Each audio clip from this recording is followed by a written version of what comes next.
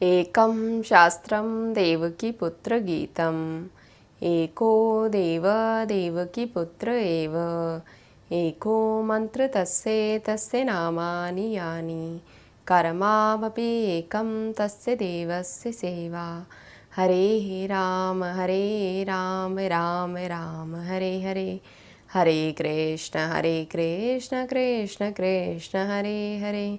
बोले योगेश्वर श्री कृष्ण भगवान की जय।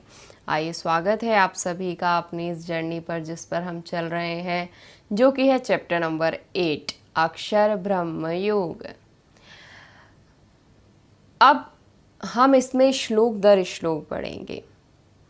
अब इसमें शुरू के 2 श्लोकों में श्री अर्जुन जी के प्रश्न हैं, और वो प्रश्न अब डायलेमा में नहीं पूछे गए हैं। अब अर्जुन जी क्यूरियस हैं। प्रश्नों के उत्तर 2 बात पर निर्भर करते हैं कि वो प्रश्न जो है डाउटफुलनेस में पूछे गए हैं या क्यूरियस होकर पूछे गए हैं। पहले के अध्यायों में तब तक अर्जुन जी जो थे वो डायलेमा में थे।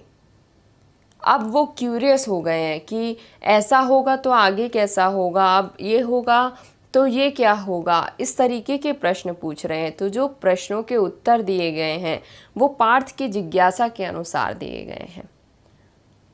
व्यक्ति जितना जिज्ञासु होकर प्रश्न पूछता है, जितनी क्यूरियोसिटी से प्रश्न पूछता है, उसकी क्यूरियोसिटी को उतना ही शांत करने के लिए उस लेवल के उत्तर दिए जाते हैं।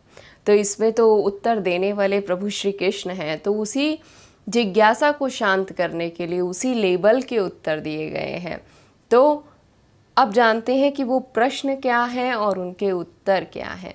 शुरू के 2 श्लोकों में प्रश्न किए हैं।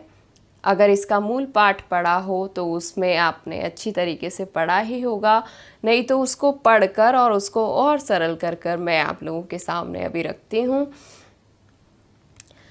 किम तद् ब्रह्म किम अध्यात्मम् किं कर्म पुरुषोत्तमम् अधिभूतं च किं प्रोक्तम् अधिदेवं किम उच्यते। अर्जुन ने कहा, हे पुरुषोत्तम, वह ब्रह्म क्या है, अध्यात्म क्या है, कर्म क्या है, अधिभूत नाम से क्या कहा गया है और अधिदेव किसको कहते हैं। आगे उन्होंने पूछा, हे मधुसूदन, यहाँ अधियज्ञ कौन है और वह इस शरीर में कैसे है, तथा युक्तिचित वाले पुरुषों द्वारा अंत समय में आप किस प्रकार जानने में आते हैं। यहाँ पर अर्जुन जी के द्वारा 7 प्रकार के प्रश्न किए गए, जिसको हम इस सिंपल तरीके से भी जान सकते हैं कि पहला प्रश्न है कि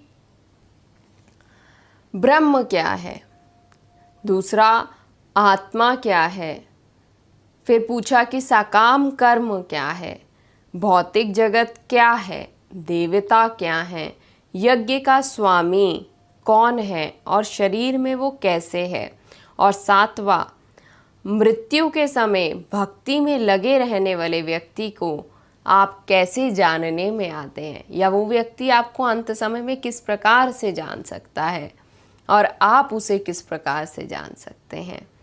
इस प्रकार से शुरू के 1 से लेके 4 श्लोकों में श्री अर्जुन जी के प्रश्न और उनमें से 6 प्रश्नों के उत्तर भगवान द्वारा दिए गए, और उसके बाद 5वें से लेके 8वें प्रश्न तक के 5वें से लेके 8वें श्लोकों में 7वें श्लोक का अर्थ समझाया गया है। पहले पूछा कि ब्रह्म क्या है। ब्रह्म को यहाँ एक प्रकार से आत्मस्वरूप ही समझना चाहिए, क्योंकि 2 ही शब्द हैं, ब्रह्म और परम ब्रह्म। सोल को बिल्कुल अंदर से जाने, यानी कि सोल के जो बिल्कुल अंदर बैठा हुआ है, आत्मा का भी जो सूक्ष्म रूप है वह है ब्रह्म,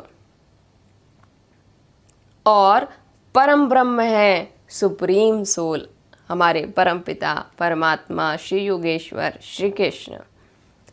उनका वर्णन किया गया है। इसके आगे के श्लोक में जो जनमानस में अति प्रचलित भी हैं, भगवान ने अर्जुन जी के 7वें प्रश्न का उत्तर दिया है।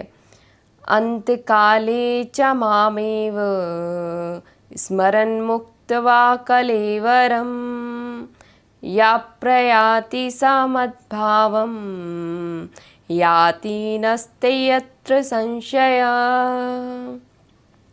जो पुरुष अंतकाल में भी मुझको ही स्मरण करता हुआ शरीर को त्याग करता है, वह मेरे साक्षात स्वरूप को प्राप्त होता है, इसमें कुछ भी संशय नहीं है। इसके लिए कहा भी गया है अंतमति सा गति। बहुत सारे इसके उदाहरण भी देखने में आते हैं।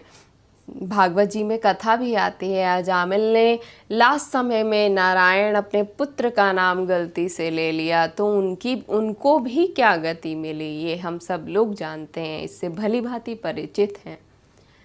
तो जब एक गलती से नाम की इतनी महिमा है, तो अगर भक्ति युक्त चित्त से परमात्मा का नाम लिया जाए तो हमें क्या गति नहीं प्राप्त हो सकती। अंत काले, जो अंत समय में हमारी मति होगी वही हमारी गति। और ऐसा नहीं है कि केवल अंत काल में, क्योंकि अभ्यास से ही सब कुछ प्राप्त हो सकता है। हम ऐसा नहीं है लास्ट समय में पेपर की तैयारी करके आते हैं और हम पूरा पेपर कराते हैं। बहुत अच्छा इसका एक उदाहरण है कि जैसे स्टूडेंट जो है पूरा साल पढ़ाई करता है, पर उसे प्रस्तुत जो है वो एग्ज़ाम के मात्र 3 घंटों में ही करना पड़ता है। तो ऐसे ही जब हम अभ्यास के द्वारा भगवान का नाम लेंगे तो अंत समय में भी वही याद आएगा। नहीं तो अंत समय में ऐसा नहीं है कि भगवान को याद कर लेंगे और बाकी ज़िंदगी किसी को भी याद कर सकें। नहीं, ये ज़िंदगी तो जीवन भर अभ्यास के लिए मिली है। महफिल तो मौत की लगती है। जिसका जीवन भर अभ्यास करेंगे वही सब कुछ हमारे सामने आता है।